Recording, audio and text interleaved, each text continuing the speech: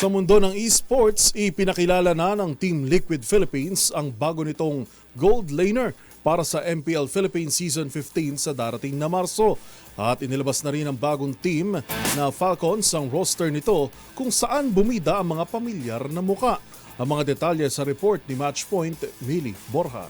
May bagong gold laner ang Team Liquid Philippines para sa paparating na Season 15 ng MLBB Professional League o MPL Philippines. Formal lang ipinakilala ng team ang entry finals MVP at isa sa mga haligi ng dating Blacklist International na si Kiel Oheb Soriano bilang bagong bahagi ng kanilang roster. Papalitan nito sa M4 Finals MVP Benedict "Benny Cutie" Gonzalez na hindi na magiging bahagi ng koponan ngayong season. Sasamahan ni Oheb ang natitirang core players ng TLPH na sina Carl T. Nepomuceno, Sanford Vinuya, Alston Sanji Pabico,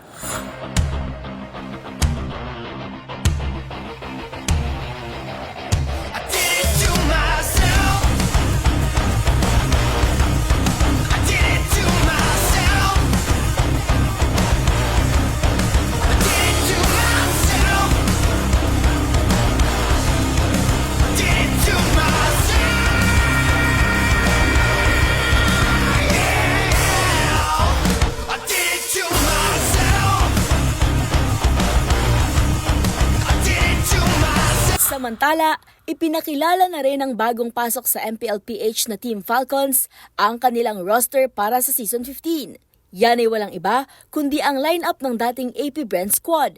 Makikita sa ilalim ng Falcon Squad ang mga pamilyar na mukha ni na Angelo Kyle Few Arcangel, David Charles Baptisi Canon, Michael Kyle Tisi Saison, Rogue Ogwen Onigo, Marco Super Marco Riquitano, at Vincent Pandora Onigo, kasama ng team bilang head coach si Robert Trevor Sanchez.